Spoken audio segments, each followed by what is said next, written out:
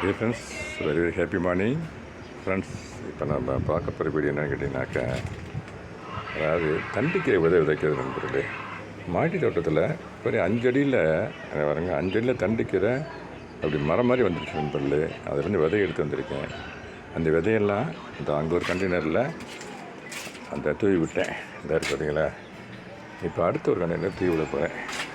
இந்த பாருங்க, இங்கே வச்சுறேன் வச்சுட்டு கொஞ்சம் கொஞ்சமாக எடுத்து தூவிடுறேன். இந்த உழுது பாருங்களேன், எவ்வளோ விதைகள் தான் நண்பர்களே. இந்த பாருங்க, அப்படியே தூவி விட போகிறேன் நண்பர்களே.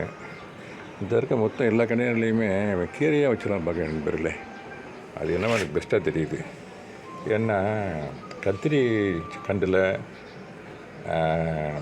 வேறு எதுனா மாவுப்பூச்சி தாக்குதல் இருக்குது. என்னென்னா அதுக்கு ப்ராப்பரான இது கொடுக்க முடியல. இந்த ரெமடியல் ஆக்ஷனாக பாருங்கள், ஸ்ப்ரேயிங் இந்த அதாவது இந்த பூச்சி கொல்லி மருந்து, அதாவது இயற்கையானது கொடுக்க முடியல. மீனமிலம், இந்த பஞ்சகவி இது மாதிரி கொடுக்க முடியல. அதனால் கீரைகளில் அந்தளவுக்கு தாக்குதல் இருக்க மாட்டேங்குது. இது போட்டு நண்பர்களே, போட்டு மேலாப்பில் கொஞ்சம் மண்ணை பிரித்து விடணும் நண்பர்களே. மண்ணை தூவி விடணும். இந்த பாருங்க, இந்த மாதிரி லைட்டாக தூவி விடணும்.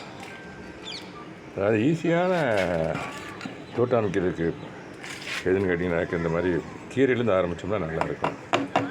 ஆமாம் நண்பர்களே. அதனால் பழச்செடிகளுக்கு அவ்வளோவா பூச்சி தாக்குதல் இருக்க மாட்டேங்குது. அண்டு இந்த கீரைக்கு இருக்காது.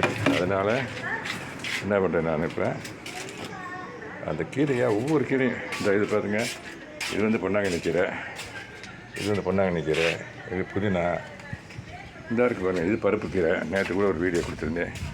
இந்த இருக்கு பாருங்கள், பருப்பு கீரை. இந்த மாதிரி இந்த கண்ணீரத்தில் கீரைகள் வச்சுருவோம் அப்படின்னு நினச்சிருக்கேன் நண்பர்களே. இப்போ நம்ம உயிர் தண்ணி கொடுக்கணும் நண்பர்களே. ஸ்ப்ரேயர் வச்சு கொடுக்கணும். ஸ்ப்ரேயர் மேலே இருக்குது.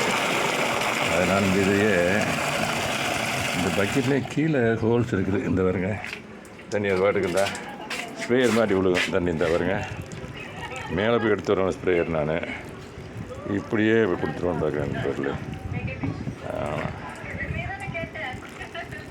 இந்த பாருங்க,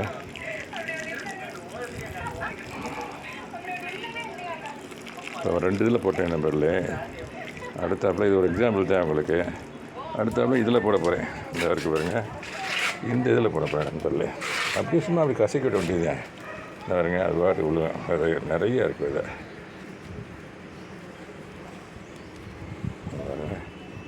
இன்னும் மாடி இன்னும் நிறையா கூட இருக்குது நண்பர்களே. நான் 3 கண்டெய்னரில் போட்டு விடுவேன். மிச்சம் வேறு கீரையெல்லாம் போடணும்ல, அதுக்காக மிச்ச கடையில் போடணும் பார்க்குறேன் நண்பர்களே. எவ்வளோ விதைகள் வந்துருக்கு பாருங்கள். கண்ணுக்கு தெரியாத விதை, சின்ன சின்ன விதையாக தான் இருக்குது நண்பர்களே.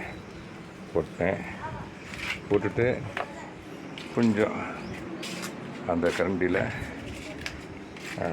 இதாக இருக்கேன். கரண்டியில் கொஞ்சம் இந்த மண் இங்கே இருக்குது. மண்ணை எடுத்து அப்படியே தூவி விடணும் நண்பர்களே. அவ்வளோதான். இதை பாருங்க, அப்படியே தூவி விடணும். ரொம்ப லைட்டாக தான் தூவி விடணும். ரொம்பவும் போட்டக்கூடாது. இது சின்ன விதை தானே, அதனால் அது எந்திரிச்சு வர்றது சிரமமாக இருக்கும். அது போட்டோம்னா இதில் வேப்ப முன்னாக சுற்றி போட்டோம்னாக்க, இப்படி சுற்றி வேப்ப முன்னாக போட்டால் எறும்பு வந்து சாப்பிடாது. வேப்ப முன்னாக்கு மேலே இருக்குது, எடுக்க முடியாது.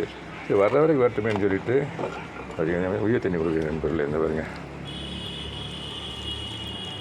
ஓரத்தில் ஊற்றினா கூட போதும்.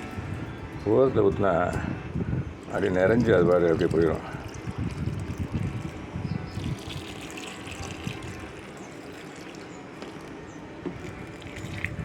வைக்க நண்பர், இதான் நண்பர் கீரை விதைக்கிற method.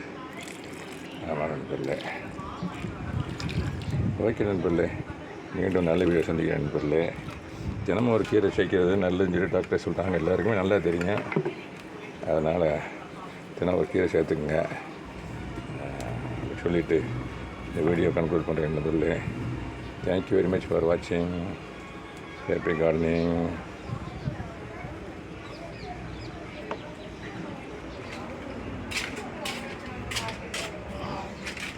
Have a nice day.